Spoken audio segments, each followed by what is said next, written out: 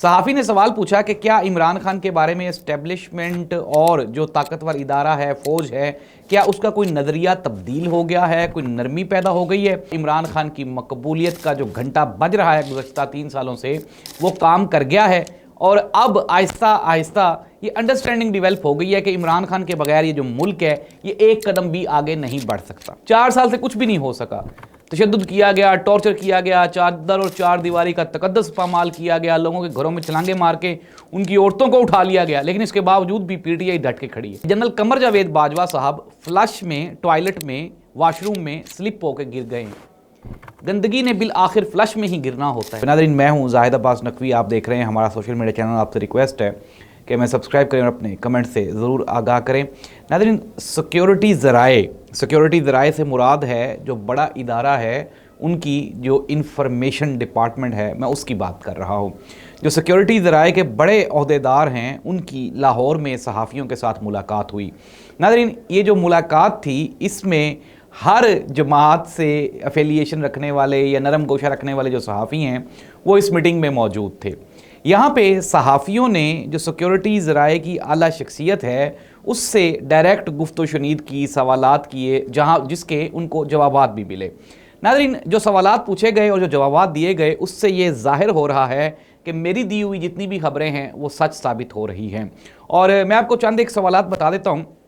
For example, इसमें सबसे जो पहला और सबसे अहम सवाल था वो इमरान खान के बारे में था।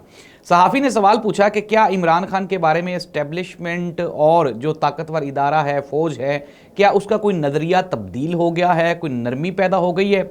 जिसके जवाब में जो सिक्योरिटी ज़राए के आला ओहदेदार हैं, उन्होंने जवाब दिया और उन्होंने कहा कि पाकिस्तान में जितनी सियासी शख्सियात हैं, पाकिस्तान के इदारों के लिए, पाकिस्तान की फ़ौज के लिए, वो सारी की सारी इंतहाई काबिल एहतराम है। हमारा किसी के साथ कोई ज़ाती झगड़ा नहीं है। हाँ, अलबत्ता अगर कोई पाकिस्तान के लिए कुछ चीज़ मुस्तनद होगी, बेहतर होगी, तो हम उसके साथ इल्हाक करेंगे, उसको अप्रिशिएट करेंगे। और अगर पाकिस्तान के लिए कुछ चीज़ नुकसानदेह होगी तो हम दरख्वास्त करेंगे कि उसको रिमूव कर दिया जाए। एक सहाफ़ी ने सवाल पूछा कि जब भारत में कोई हमला होता है तो भारत हमारे ऊपर हमला कर देता है। जवाबन, पाकिस्तान में दहशतगर्दी हुई, 200 के करीब लोग मुतासिर हुए, लेकिन पाकिस्तान ने भारत पे हमला क्यों नहीं किया।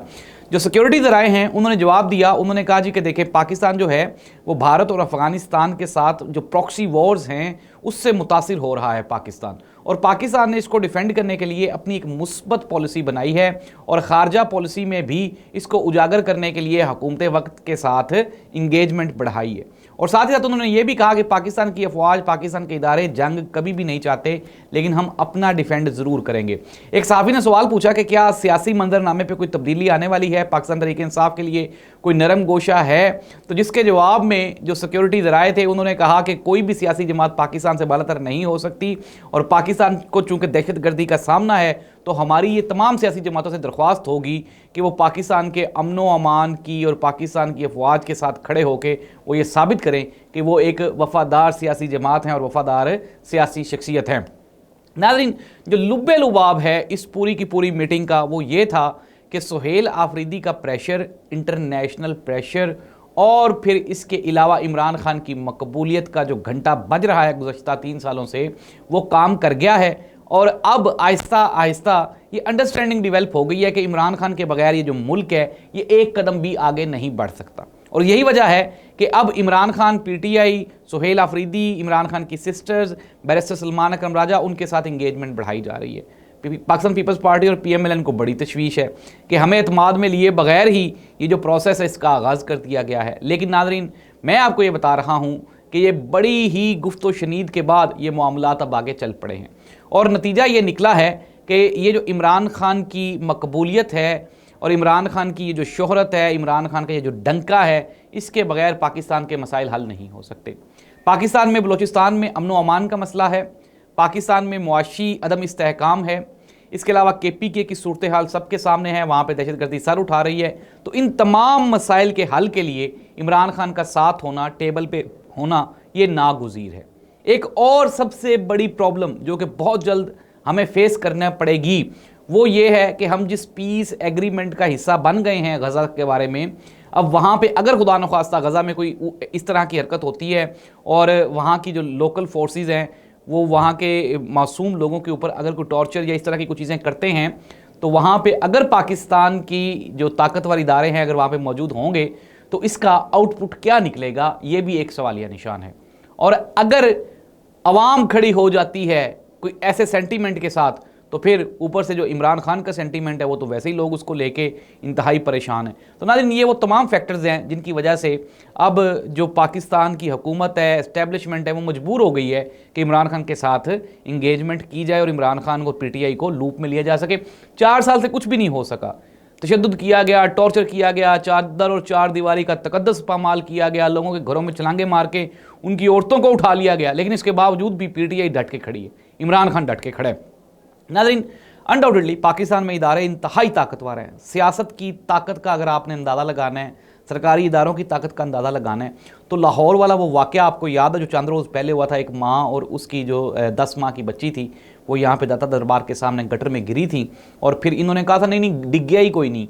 उसके खामद को पकड़ के SHO ने टॉर्चर किया, उसको जेल में बंद किया और कहा कि तुम मानो कि तुमने उनको धक्का दिए। पहले तो मानते ही नहीं थे कि वहाँ पर कोई गिरा है, फिर कहते तुम मानो कि तुमने धक्का दिए। वो बेचारा मासूम आदमी डट गया, उसने नहीं इनकी बात मानी। फिर 10 घंटे के बाद नेक्स्ट डे जो है वो लाशें मिल गई, और फिर इन्होंने पूरी कौम के सामने मुआफ़ी मांगी, ऐसे मुंह के साथ मुआफ़ी मांगी जिसके ऊपर कोई माजरत खाना लहजा था ही नहीं। और नाज़रीन, अब मैं आपको बताता हूँ सरकारी इदारों की, सरकार की जो बेहिसी है, जो जुल्म है, अब उसकी इंतहा चेक करें। वो जितने सरकारी मुलाजमीन जो कि इस केस में अरेस्ट हुए थे वो सारे के सारे रिहा हो गए हैं, और सरकार ने वो जो बेचारे मुतासरीन हैं उनको करोड़ों रुपए दे के तो उनको ख़रीद लिया। नाज़रीन, ये पाकिस्तान का निज़ाम इंसाफ है, या आप ये कहें कि हमारा ये अलमिया है, इंसानी अलमिया है कि वो बेचारी बच्ची की जान भी गई और इसके साथ ही साथ उसकी जो बीवी है बेचारी वो भी अल्लाह को प्यारी हो गई, और उस टॉर्चर भी उसको सहना पड़ा, और बिल आखिर उसकी मजबूरी बन गई। जब सरकार प्रेशराइज करेगी तो क्या बनेगा, ऐसे ही होगा। इस तरह तो होता है इस तरह के कामों में। तो नाज़रीन, ये है पाकिस्तान की सरकार की ताकत। अब सरकार जितनी भी ताकत हो, लेकिन उससे भी बड़ी एक ताकत है, और वो है अल्लाह सुब्हान व तआला की ताकत। खबरें आ रही हैं कि जनरल कमर जावेद बाजवा साहब फ्लश में, टॉयलेट में, वाशरूम में स्लिप होकर गिर गए हैं। गंदगी ने बिल आखिर फ्लश में ही गिरना होता है।